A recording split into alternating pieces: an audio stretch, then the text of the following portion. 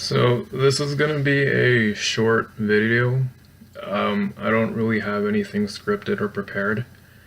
I just want to point out a few things. I've always noticed from past videos and websites run by very hardline right-wing Muslim males that any time they talk about women's rights, they always get a strong cult-like following from other hardline, insecure Muslim males. It's because it really annoys them that many Muslim women today choose not to be burqa-covered housewives.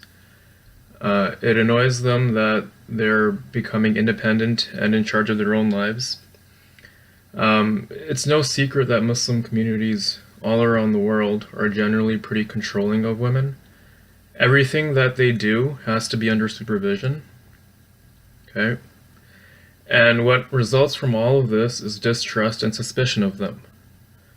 It causes like a lot of insecurity among hardline Muslim males. And Daniel Haqiqatjou, I think I'm saying that right, he only adds to all of this and gives these low IQ freaks a reason to be more insecure. He's unfortunately a rising star among the conservative right-wing Muslims. Because anytime you go against women's rights, you get a very quick following and you pretty much get a celebrity status. So the reason that I made a video is because, well, one of the reasons is that Daniel, he blocked me off of his Facebook page. Okay, now I only wrote a few comments, most of whom which were, against people who are showing like a very severe aggressive attitude. Okay, so these people are, takfiris, so calling Muslims a kafir. Then there's obviously, the sexists, that's a given, and it isn't just the joking kind of sexism. It's like real extreme, like hardline sexism.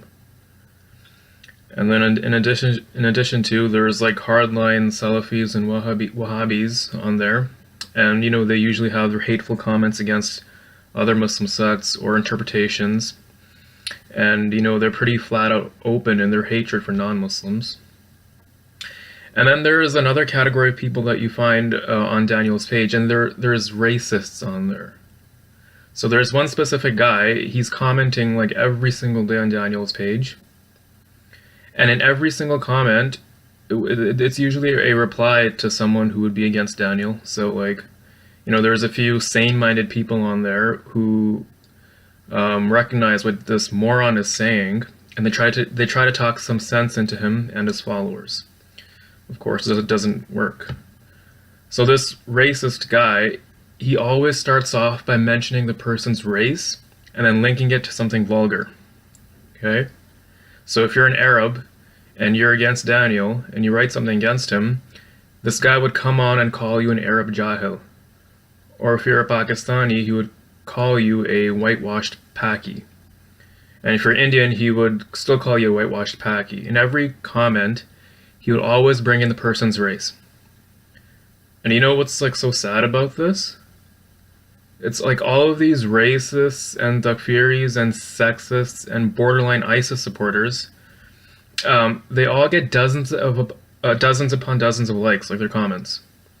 These sick comments are getting liked by other humans, sadly Muslims, and more specifically Muslim men. Yet Daniel has no problem with these comments. These hateful hardline Muslim males are not a problem at all to Daniel. They can freely comment all they want to. But he goes after me, right? That's so strange. Even like I never said anything wrong. Okay, I just go on there, I completely disagree with what he's saying, and he blocks me. If he's blocked me, then chances are he's blocked other people who are also against him. Okay, so it's strange. Like he wants to create this fantasy where only those people who share sick-minded ideology are visible to him. Anyone who's against him is just kicked off. So these comments, I've got screenshots of all of them. Okay, I take screenshots and I've posted them on my blog and I've linked that at the bottom. Something that I've noticed is that a lot of the people who follow him, like on his Facebook page, like if you scroll your mouse over to the names that are writing comments, most of them are people from countries where the lives of women is just absolute hell. Okay, like these countries have horrible laws and societal norms that just degrade, humiliate, and create like incredible amounts of injustice for women. Men from these countries are coming to Daniel and they're congregating on his page. Right? I recognize some of these males, like they're from Pakistan because I frequently go on Pakistani media pages. And these same men have a history of making sick comments about women, and many of these Pakistani media pages have banned them for their misogyny. Is it a coincidence that they're all ending up on Daniel's page? One of these guys, I'm going to name him because he deserves to be exposed for what he said. His name is Junaid. His middle name is S. That's the initial. And his last name is Hayat. He was one of them who was banned from the Pakistani pages. And he's now commenting every single day on Daniel's page and on his Twitter with the same sick comments, except this time he's getting a lot of likes and he's able to freely comment without getting banned. The same guy there's one specific comment that just really sticks out of my head. Unfortunately, I didn't take a screenshot of it. I wish I had. And I don't remember the woman's name who made a comment. So the same guy, Junaid, he made a comment towards a woman that is literally sexual harassment. Okay? The woman, she wrote on Daniel's page, and it was a shot against him, and rightfully so, because any sane-minded woman or male would take shots at this guy. So when she did that, this Junaid guy, he said something along the lines of her needing to be grabbed by Trump. Okay, now this is sexual harassment, and it got a lot of likes. Now, if I were Daniel, I would really take a long pause and wonder why so many freaks are coming onto my page. If Daniel had any sense, he would realize sexual harassers, racists, misogynists, they're all bad signs that I'm saying something really wrong. But he won't acknowledge this because it's a threat to his popularity. If he bans these people, then what happens to his page? More than half of his followers are gone, if not more. Because, like I said, you really have to have a really low IQ to follow this guy. You have to be really insane and messed up in the head. So, moving away from his comments, another thing that I want to talk about is that he doesn't recognize the problems that exist in the Muslim community in regards to women. Okay, so, like, you can put the media aside. Those of us that come from some Muslim countries like Pakistan, for example, all of us know that Pakistan is not a good place for women, right? The laws and societal attitudes they're just terrible towards women, okay?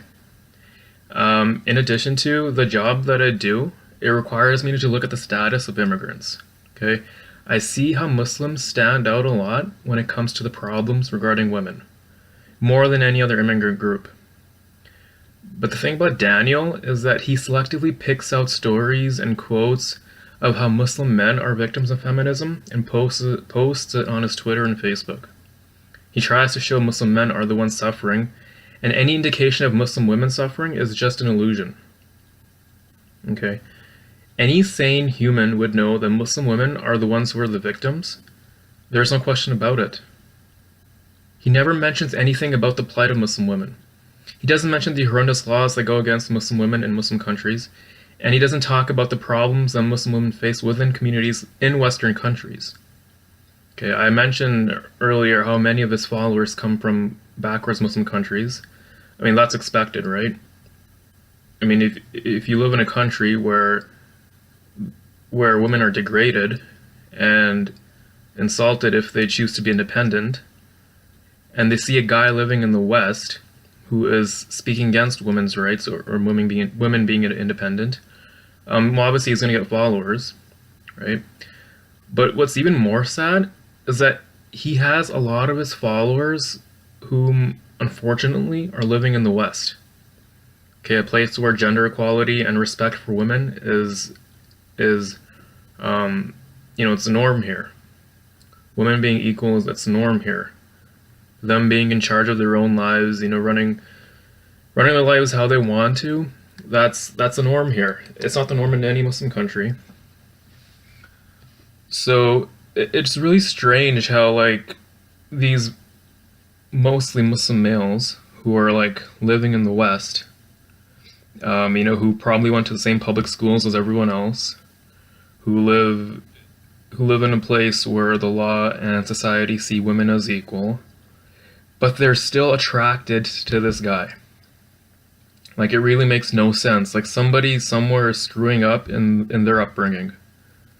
Because it just doesn't make sense. If any Muslim, I've said this before, Muslims living in the West are completely different than Muslims living in Muslim countries when it comes to, respecting women and seeing them as equals. You don't expect to find Muslim men behaving like as if who live in the West as if they're out of like some tribal area in some Muslim country. Like this is like beyond sad. And just like my last point on this, there's many Muslim women's organizations that operate in the West and in Muslim countries. So these organizations, they try to help women and empower them. But Daniel doesn't like any of these groups because to him they're like promoting feminism, and I'm pretty sure he doesn't know what that means himself. But yeah, like any group that promotes the rights of women, that tries to help them out, to Daniel, it's reforming Islam. He doesn't understand, like through his thick skull, that these groups are trying to help Muslim women. I've mentioned this like before, like the problems that exist in Muslim communities, whether it's in a Muslim country or in like a Western country, these problems are very unique and they're only ever found in Muslim communities. Okay? So yeah, and yeah, to him it's reforming Islam if you're trying to help these women. And even if it is reforming Islam, because like nowadays that can mean anything, then so be it. Let it continue. Like, what's so wrong with women being equal and having equal rights and them being in charge of their own lives? What's so wrong with them choosing their own career path, or choosing the way they dress, or choosing their own movement? Like if they want to travel alone or with friends, then yeah, then that's how any normal civilized human would respect that. But Daniel, he doesn't get it that his like very chauvinist agenda. I don't know if I said that right. I never said that out loud. I just spelt it, but never said it out loud. But his chauvinist followers and his agenda, they're doing a lot of harm. Okay, both he and his followers live in denial, and they're willing to let like the abuse and harassment of women that exists in Muslim communities continue, because otherwise Islam is being threatened. Sorry, unthreatened. So yeah, that's pretty much it. I just hope people realize that just because there is a Muslim male speaking against women's rights, that doesn't mean you just go and follow him blindly. You gotta critique what he's saying, okay? Yeah, that's about it.